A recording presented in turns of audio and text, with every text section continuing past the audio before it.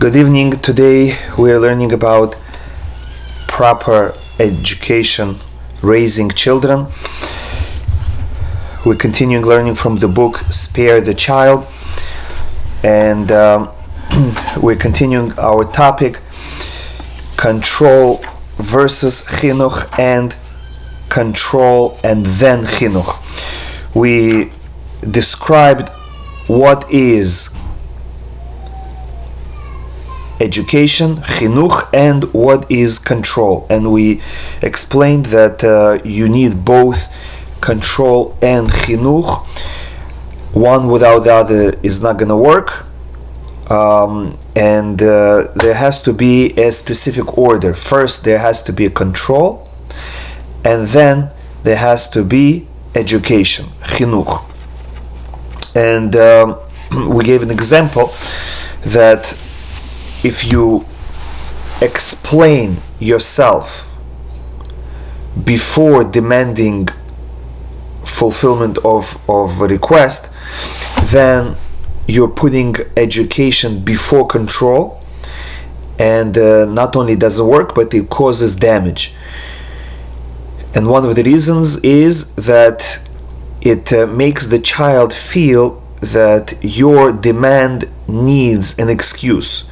Since it needs an explanation, that explanation is not education, but rather an excuse, a reason why really you don't have the right to ask for it, and you're trying to manipulate and convince the child why he really should do what you're asking. And we learned this from the giving of the Torah.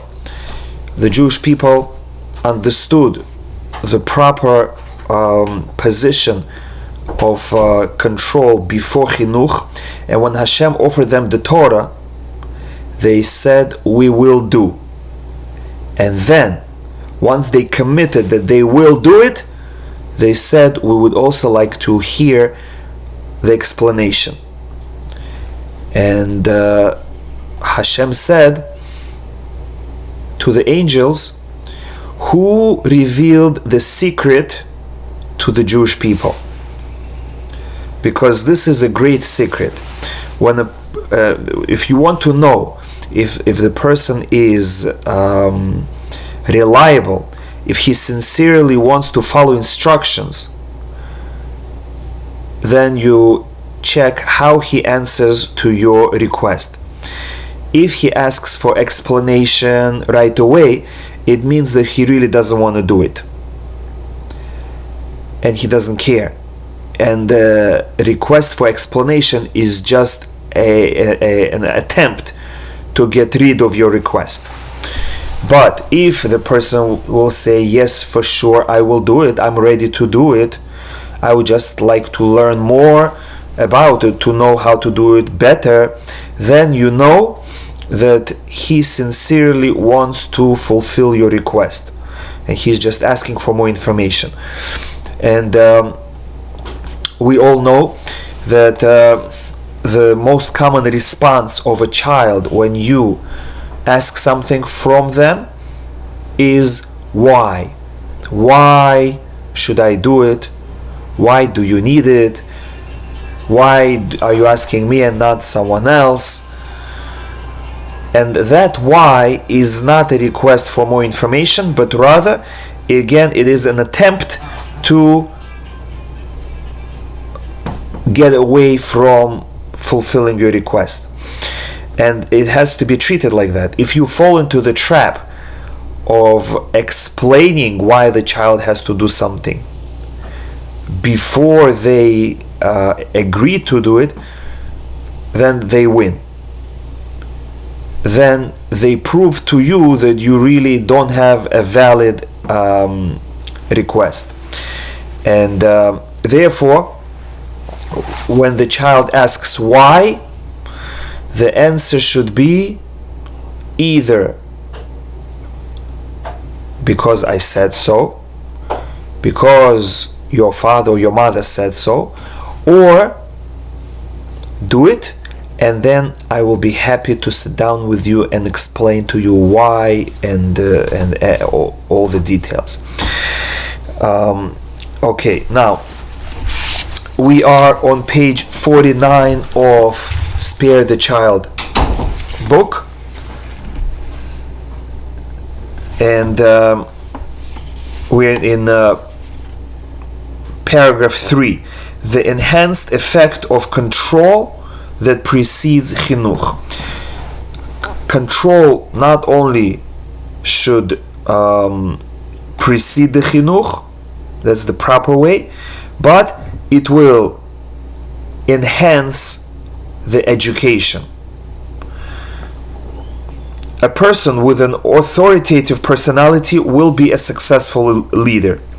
The more confident a leader feels about his role and his decisions, the more others will tend to accept his authority. In contrast, a hesitant and apologetic person who is insecure about his leadership role and who feels the need to justify his orders will be a poor leader. People will have a hard time accepting his authority. Not only there is a constant struggle, power struggle in family and at the workplace, and you need to be authoritative, you need to be confident for people to listen to you, but also people have worries, even if they accept your authority, but now they have to be sure that you know what you're talking about and that your request is correct and that it will achieve desired result. But if you say it in an unsure way, if you are soft, if you are apologetic, if you try to explain why you feel it needs to be done, then your subordinates, your children, your co-workers, your employees will not be so confident that what you're asking of them is really the right approach. And so they will question, not because they want to rebel, not because they want to be leaders, but simply because they're concerned. So there's a double benefit. Number one, if you're authoritative, there will be no power struggle with your children. And number two, they will be more secure, more confident that what they're doing is the right thing. If a confident and authoritative heir has this effect on adults, its effect on children is even greater, because by nature children look up to adults. And if adults in their life are insecure, then children become insecure. A child does not develop true perspective until the later stages of adolescence. In the meantime, they seek guidance from parents. If parents are sure of themselves, children are more calm and confident. And the note explains what he means. We stress true perspective because children will often express very adamant opinions about things being fair, unfair, unreasonable. They pass judgments about situations or about their parents. And these judgments are just superficial declarations, and we have to be aware of that. We cannot take our children seriously. If a child says, I hate it, it doesn't mean that. If the child says, you're the worst mom, you're the worst dad, cannot trust their words. If they say, I'm so angry, cannot trust them. If they say, it really hurts, it's killing, cannot trust them, because they don't have a true perspective. They will fake cry, they will fake laugh, they will throw tantrum, they will say things just to shock you, and really they have no intent of meaning any truth. They do not reflect a true, deeply seated position. It is a part of the process of the child beginning to develop his own perspective, but it does not reflect a truly developed perspective. So parents should remember that when the child states their opinion, it is not to be taken seriously. The child himself doesn't believe it. And if you just pause and wait, you will see that the child will change his opinion very quickly by himself. You don't even have to argue. And again, that is true whether the child is excited about something. That excitement is the initial outburst. It's they cannot control their feelings, but that excitement will subside. Doesn't mean that you have to react to it. If the child says, "Oh, I love this idea, let's do it," doesn't mean anything. The next moment the child will change their mind. And if you jump and start developing their idea, "Oh, I want to fulfill my child's dream, he is so excited," you're wasting your time, because very soon the child will not be excited about it anymore. And the same thing is if the child is very upset, depressed, or angry. Don't be scared. Even if they're crying, don't be scared. Again, this is just initial outburst of their emotions that they cannot control. And after the initial outburst, they will calm down, and you'll be surprised, as if nothing happened. They might be screaming and yelling and cursing, chas v'shalom, and saying nasty things, and you are about to give in, but don't give in. Very soon they will calm down, and they will follow the directions, and they will agree with you. Where was this? Where did it go? All this anger, all this emotion, where did it go? And it was fake. It was never there. They just opened the door, allowed their emotion to burst forth, and that's it. It dissipated. So again, don't react to your children immediately.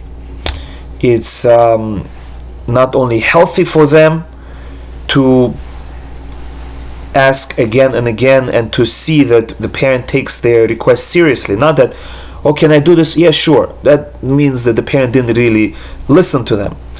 But if they ask again and again and again, they rethink it and consider, is it worth it for me to ask for it? Do I really need it?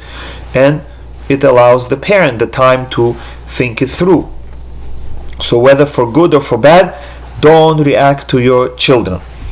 And again, simply because a child does not develop true perspective, he does not grasp the reality and cannot state a true opinion until later stages of adolescence.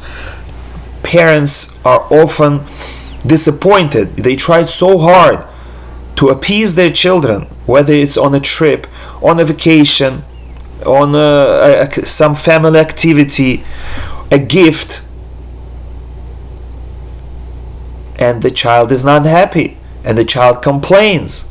So you have to ignore all the complaints, because again, they cannot control their feelings, and they're overall very happy, but one little thing bothers them and cannot control them, and that overpowers everything, and they express themselves only about that, as if nothing good exists.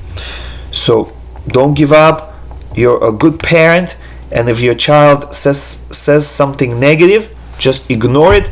They don't know what they're talking about, not because they're not smart. They may be very smart, but because they're not in control of their emotions, and therefore emotions color everything, and their opinions, their statements, their decisions, their judgments are crooked, are false, and temporary. Soon, if you just leave them, don't argue, because if you argue, they will become stubborn and they will defend their position.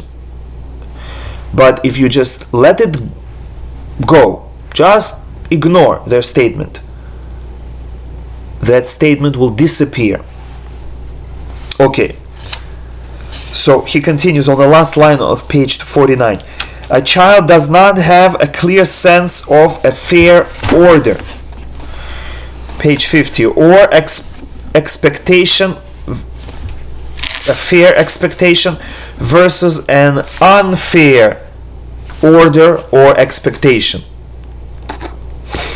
Again, they might say, "Oh, you always ask me." And you don't have to argue with them. "No, I ask your brother or sister also. I don't ask you," because that's just falling into their trap. Just ignore it. Insist that they fulfill your request. His attitude will be greatly affected by the vibes that his parents convey when issuing instructions. If his parent sounds hesitant and apologetic, it will provoke the child to resist. If the parent himself doesn't know what he's talking about, why should I do it? Why should I waste my precious time that I can be playing video games to take out garbage or wash dishes? If the parent himself is not sure, for sure I'm not going to do it. If the parent conveys resolute confidence, the child will be more inclined to obey. If a parent explains himself while exerting control, the child perceives this as an apology. It comes across as though the parent feels that he doesn't really have the right to make this demand, or that this demand is unjustified. Such vibes will compromise the effectiveness of the parent's control. For example, and here he quotes a child speaking, "My parents told you that as soon as they start talking to me, whatever it's about, I make faces. It's true. I do it on purpose. Should I tell you why? Because I want to shut them up. I don't want them to mess with my mind. I hate all the explanations and talk. They make me do things that I don't want. And because they know it's not right, they try to twist my mind around it. They think that if they talk enough, they'll mix me up and I will not realize that they are wrong. But I'm smarter than them.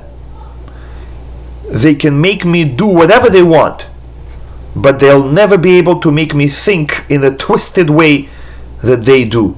So here's a child who is explaining why he doesn't want to listen to parents' explanations. If you want me to do something, just tell me and I'll do it. Just force me and I'll do it.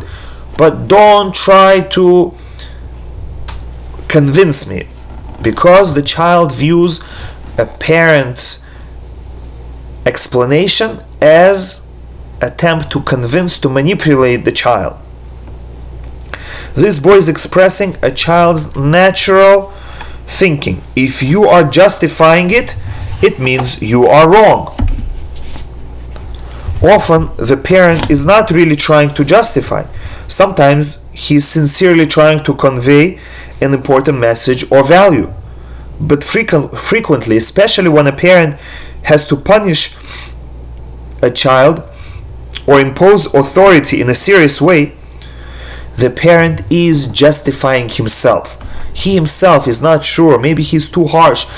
Maybe I'm not a good parent, so I have to explain myself. A sensitive parent may feel bad about his child's unhappy face. He might fear that the child will bear a grudge or even stop liking him.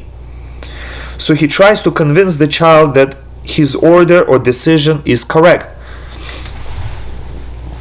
And this often happens when the child comes from school and complains about school, complains about his teachers, complains about his classmates. You have to be careful not to jump at his initial complaint, because it may just be he just wants to vent, he just wants to let off some steam, and afterwards he's going to be fine. Really, the situation in school is perfectly fine. It's normal, it's healthy. Normal interaction between classmates, normal interaction between teachers and students. He's just a little bit upset. As soon as he tells you that he's upset, that's it, he's not upset anymore. And you, as a parent, take over, and you create reality from his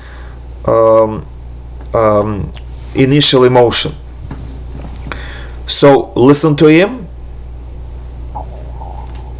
feel for him. Yes, I feel bad, yeah. And that's it. If he comes back and he's really upset and he's really crying and it continues, then you can take it seriously. But don't take it seriously at the beginning.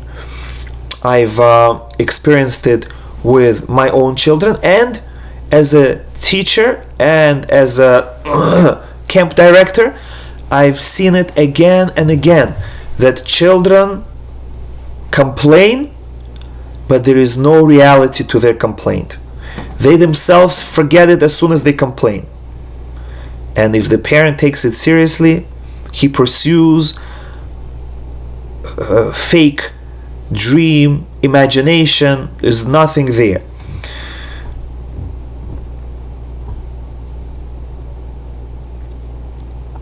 So don't feel bad about your child's unhappy face.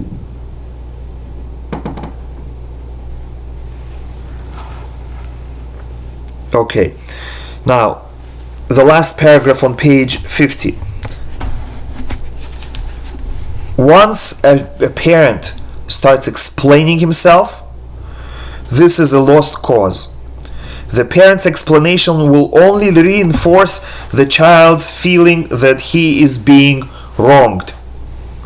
A parent who realizes this will overcome his instinct to explain himself and will exert control properly, with resolute confidence.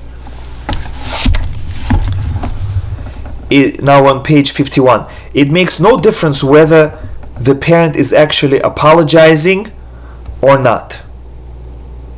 Often the parent is apologizing. They do believe that when the child says, "Oh, you're giving me such a hard job," they believe that.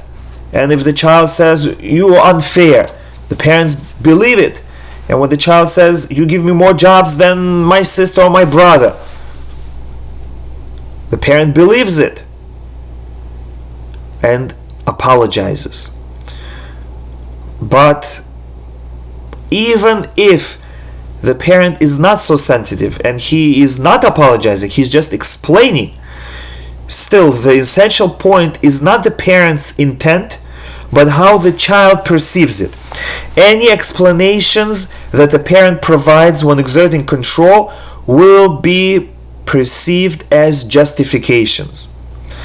Justification of the parent's role as a parent and justification of his decision. This perceived justification severely undermines the effect of the control. And the bold paragraph, explanations given at the time of control, at the time of command, meaning before the child is at peace with what he has to do, undermine not only the chinuch, but also the effect of the control. The child has to accept what is being asked from him, or he has to already perform what is being asked from him. Only then the explanation is correct. And sometimes, even after the child performs the request, he's still upset. So in such a case, you should wait. You should wait until the child is in a better mood. Maybe a couple hours, maybe even the next day, maybe in a week. and then say, remember, you did this for me, I appreciate it, and I want to explain why it was important to do it, why we did it that way, why it had to be done then, why I was strict and I forced you to do it. And by then the child will calm down and he will have an open mind to listen to you. Now, next paragraph 4 explains to us when control does not require chinuch. We said previously that most of the time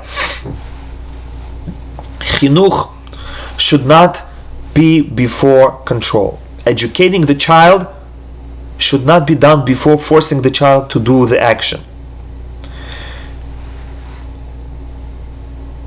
But we said that if you do force the child, there should be an explanation later on, because just control without education is very temporary.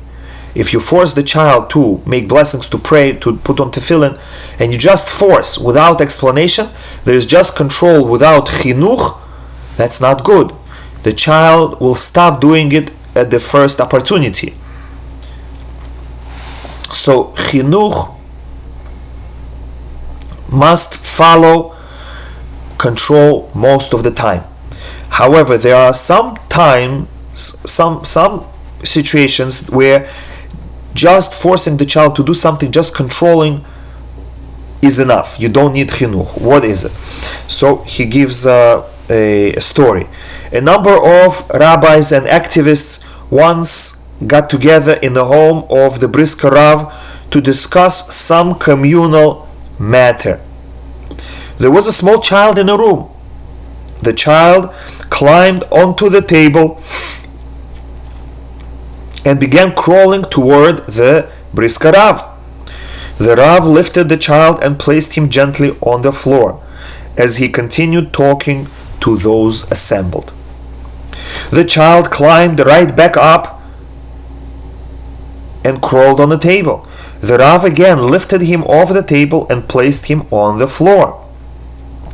When this happened a third time, one of those present muttered something about the child's chinuch.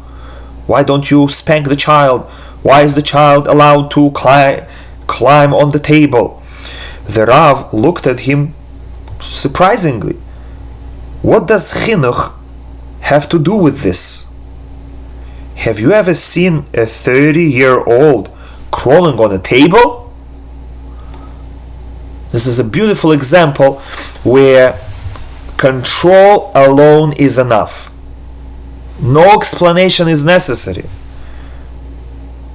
That is because you don't need long-term effect. You just need that the child should not do something inappropriate right now. And when the child grows up, naturally he will not repeat this behavior. And therefore, you don't need to lecture and educate the child. Don't you know that when we have company, we don't crawl on tables? Why are you embarrassing me? No. A small child does a childish behavior. You can stop him, and that's it. Don't have to educate him on the topic, because you have to ask yourself a question. When he grows up, will he do this or not? If he will not do it, then it's not a problem. If it bothers you, stop him. If it doesn't bother you, let him be. A child jumps, the parent says, don't jump, sit quietly. If it doesn't bother you, it doesn't bother neighbors, just leave him alone. Let him jump, let him crawl, let him roll over, let him stand on his head. Let him bang his head on a wall. It's not a problem. When he grows up, he's gonna stop doing such things. This is a classic instance of distinguishing between chinuch and control. Now, somebody is asking a question. What if the child doesn't say hello to guests? So that's not a big deal? Why should a child say hello to the guests? First of all, they're not his guests. He's not the host. They didn't ask him when they visited. He didn't invite them. He's just a child. He's not supposed to say hello to guests.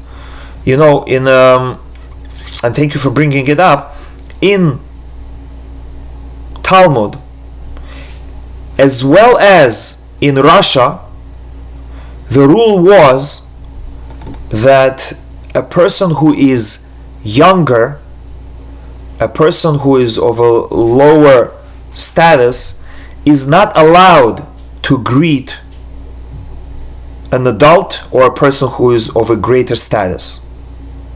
And by the way, in the army, it's the same thing. A soldier of a lower status is not allowed to greet an officer of a higher status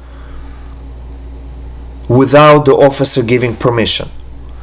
So I remember being a young child in a Russian school. If we pass a teacher in a hallway or on a street, we can look at the teacher, we can smile at the teacher, but we're not allowed to say anything to the teacher. We have to first wait until the teacher says hello, and only then we're allowed to say hello.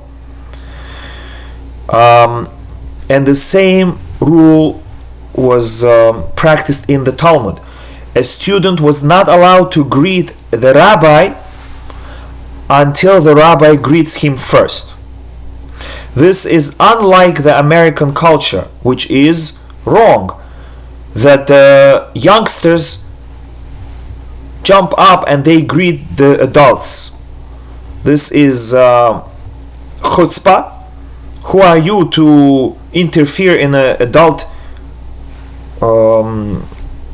conversation? Who are you to face adult and greet him?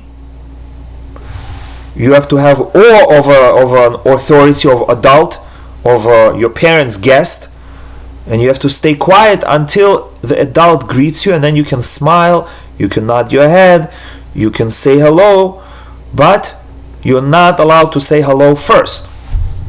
So that's besides the first point that I made, that what do you want from the child? They may be shy, they may not know the etiquette, which the etiquette might be wrong anyway, and so doesn't show any bad education. And you don't have to force them, you don't have to correct them.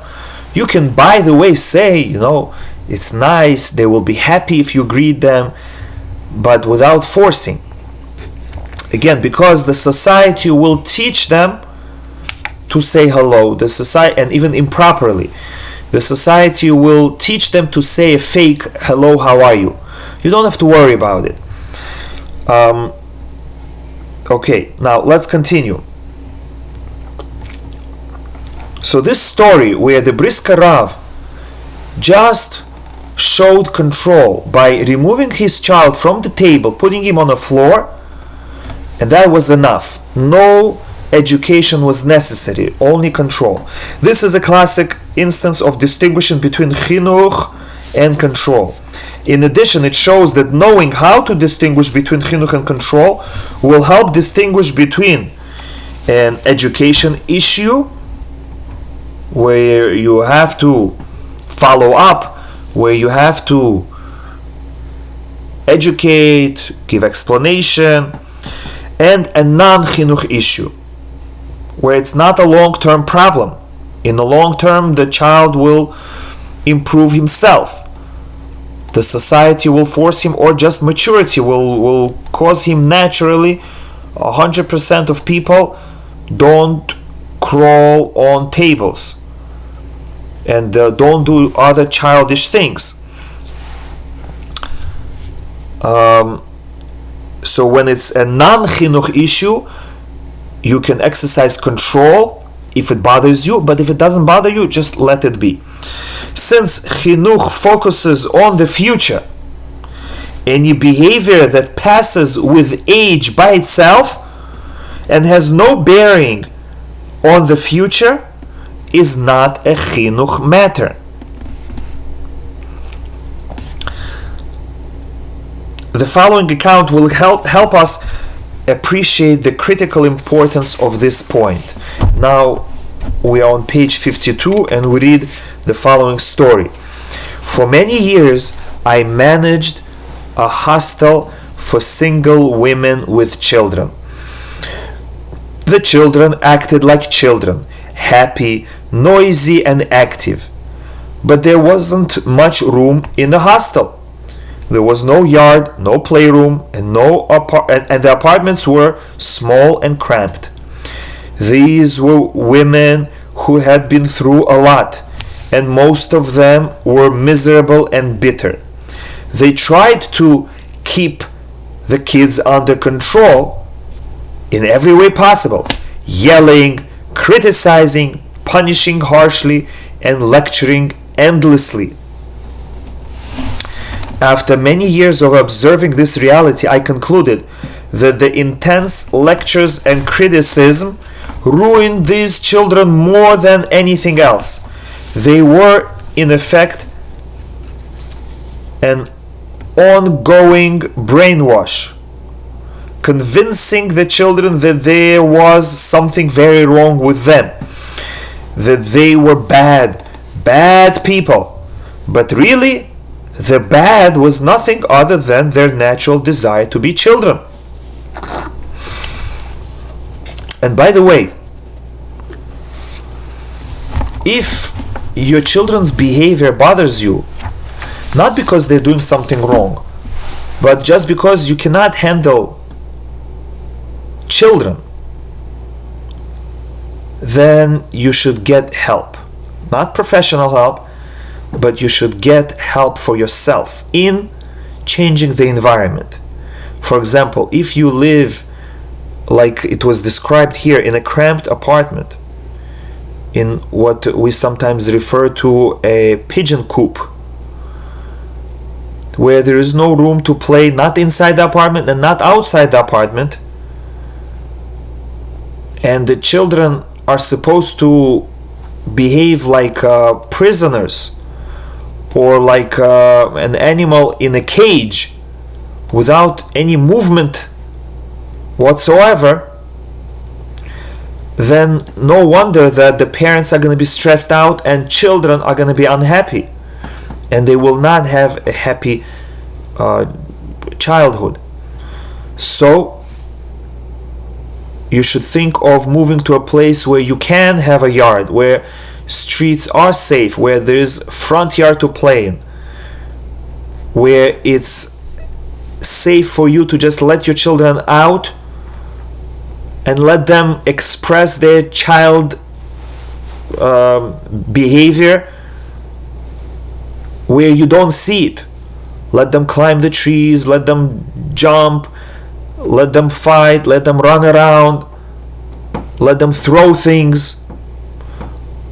Don't constrict them. Don't limit them. There's no reason to live in a cramped apartment just because it's close to your parents, or just because you have a job that pays better in nearby, just because of other financial or comfort thoughts. That's not worth to sacrifice your children's childhood for that. As once I asked a Rav whether he would recommend me to move to Queens from Monsey, and he told me the reason was because I was working in Queens and I was commuting from Monsey and it was difficult. So I said, why should I commute? Maybe I should move. So he said, you have a choice. Either you suffer or your children will suffer. Either you suffer by commuting or move to Queens and it's going to be easy for you, you're going to be close to your job, but then your children will suffer. So you choose. And of course I chose to suffer myself than to cause my children to suffer. So again, there is nothing really bad in most of children's behavior other than their desire to be children. They throw a ball and they break a vase or a chandelier. They're not bad. They are normal. They did what they were created to do. It's just that you put them in an environment that's not for them. You force them to be in an environment that's against their nature. So it's really the parent's fault. The parent, chas v'shalom, if I can say that, the parent is being a bad parent by putting a child, a playful child, a healthy, energetic, playful child in a room full of glass, mirrors, expensive antiques, and then we call the children ADD, ADHD, when in fact it's the parents who are selfish or just uneducated, not caring for children's needs. And just to shut the children up and to have peaceful life, they drug them up and call them names. All you have to do is just let them loose. And so many times in my camp that I direct every summer, I have parents that call me in advance and they tell me, you should know this child is the most difficult child. He was thrown out of schools and we cannot handle him. He's terrible. We are warning you. And he comes in and he's the best camper. Why? Because he is so energetic and he excites everyone and he's always the first and he thinks of all the good activities to do. He's the best to be in camp and pleasure to have. And when I give such a report to parents, they're shocked. What? My terrible child, my ADD, my drugged up child is good? I can't believe it.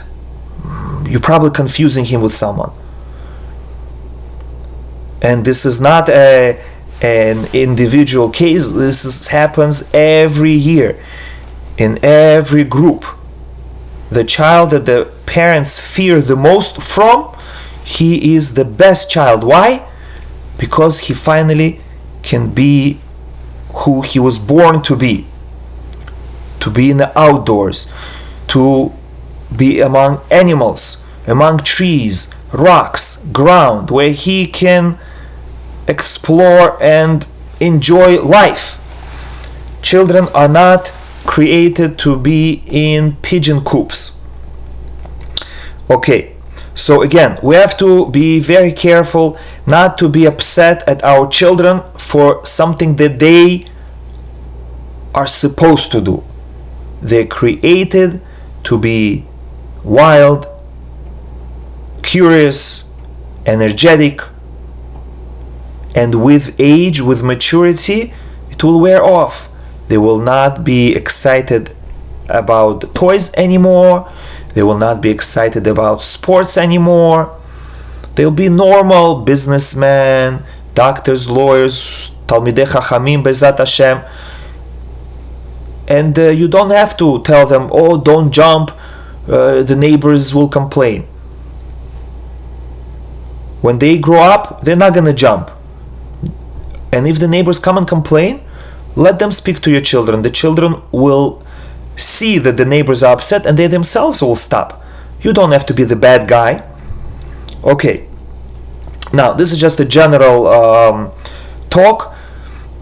Each specific case, of course, requires individual approach. But don't feel bad when your children are being children.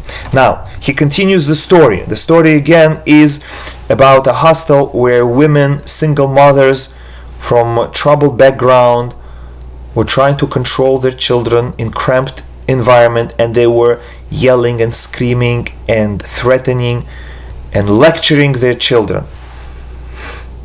Years later, I moved to Israel and assumed a Chinuch position.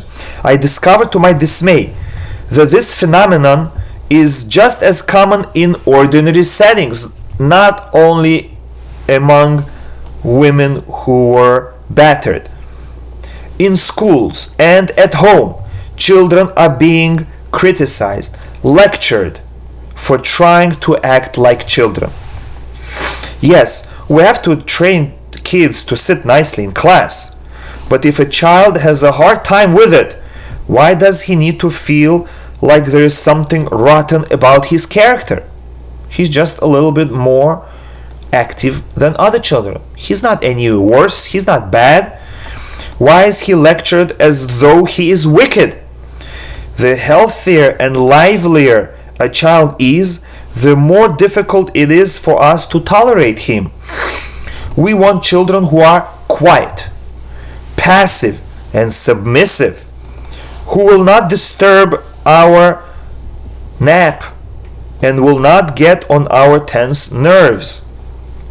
When we command our children to act like programmed robots and they don't manage to do so, since Hashem didn't consult with us when He created them, we subject them to constant intense lectures.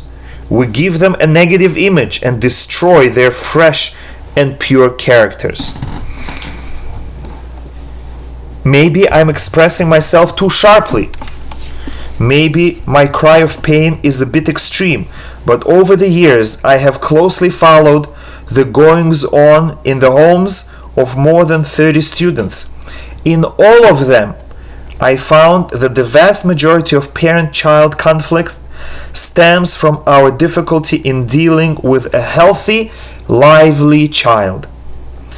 Yet, yes, it is difficult to raise such a child in a crowded and stressed environment. And since that is the root of the vast majority of conflicts, that is also what the vast majority of the Musar lectures to the children are about.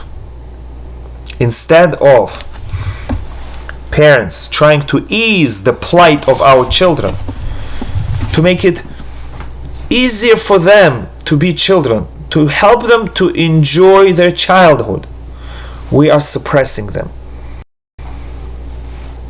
Like a concentration camp, chas v'shalom. Don't raise your voice, don't raise your hand, don't jump, don't run, don't do this, don't do that. Okay, now we're on page 53. We finished the story. This writer is raising a point that deserves special attention. Growing up in our current reality, we may have a hard time appreciating how right he is. Yes, today's living conditions are quite problematic for a child's healthy development. A child needs room to move around freely. He needs space to yell at the top of his lungs, to run as fast as he can, to fall and get up, to climb and to slip. He needs space to explore and experiment, to release energy, and to try to get every part of his body in and around everything. Children need this, but our reality does not enable it. And unfortunately, for those that live in a city, children need it every day. And if we force them to stay quiet and immobile, their character will be ruined, their self-esteem will be ruined, their enjoyment of life will be ruined. How much space can we allow our children to release their energy freely? Throughout most of the day, we have to coop them inside, in houses full of furniture and expensive or dangerous objects that very much limit their movement. This is not a healthy reality, and it causes or exacerbates many issues: functional issues, learning issues, and developmental issues. Okay, in classroom they have to sit by their desk. In the classroom they cannot get up, they cannot run in the hallway. But when they are home, why should their suffering continue? We do not have a solution to this problem, nor is it our subject. Again, the only solution would be is to change the location. He is speaking about Israel. In Israel, it's much harder. It's more expensive, and there's less space in general in Israel. But here in the United States, what stops us from moving to an area where children will have more space, both in the house and outside the house? There's no excuse. But it is extremely important to remember this reality, so as to allow the children whatever space we can, and not rob them of even this minimum. And even if they are in a cramped apartment, at least don't lecture them. At least feel for them, and whatever little movement they have, allow them. And by the way, the Gemara says that one of the most healthy behaviors for children is to break things. When they break things, they learn how it's built, what it's made out of, and also they release their frustration and their energy. With every breakage, a lot of stress is released. That's what Talmud says, that a certain rabbi would buy cheap utensils or utensils with blemishes, and he would give them to his children and allow them to break them. And he recommends that everyone should give his child something that the child can freely break. And that is the custom in our family, that whenever we have an appliance or an item that is no longer needed or is broken, instead of just throwing it out, we let our children play with it. We give them screwdrivers, hammers, axes if you want, and they can do whatever they want with it. And afterwards, if they want, of course, if the neighborhood allows, they can chuck it off the porch and let it smash on the ground and enjoy. And only then we throw it out. So even in a small apartment, you can still you walk and you find a piece of appliance or whatever, old clock, radio, computer screen, whatever it is, give it to your children and let them kick it, throw it, smash it. At least something you can do for your children to improve their childhood. Okay, now back to our subject. Many childish behaviors that pass with age are actually important parts of a child's healthy development. That is why children will keep repeating them, these behaviors, despite the adults' attempts to suppress them. We should not fight these behaviors. Such struggles harm the child's development and waste precious energies and resources. These pointless struggles arouse unnecessary conflict and aggravation and ruin the atmosphere in the home. It is best to simply ignore these behaviors and let children be children. If and when we need to rein a child in for technical or safety reasons, it is best to simply try to circumvent certain behaviors or prevent them technically. It should not be turned into a matter of principle or ideals. It should never be fought with musar lectures or punishments. If a child jumps and it disturbs the neighbor, don't say, "Oh, you're insensitive, you don't care about others." Just say, "You have to stop now. The neighbor is complaining, you have to stop. You're good. What you're doing is good, but just technically right now we cannot do it." Now, to summarize, on page 54, a child's behavior is a matter of chinuch only if it has a bearing on the child's future. We should attempt to enable children to engage in behaviors that are not chinuch issues if they appear to be part of the child's healthy development. Let them do whatever they want, as long as when they grow up they will not do such childish things.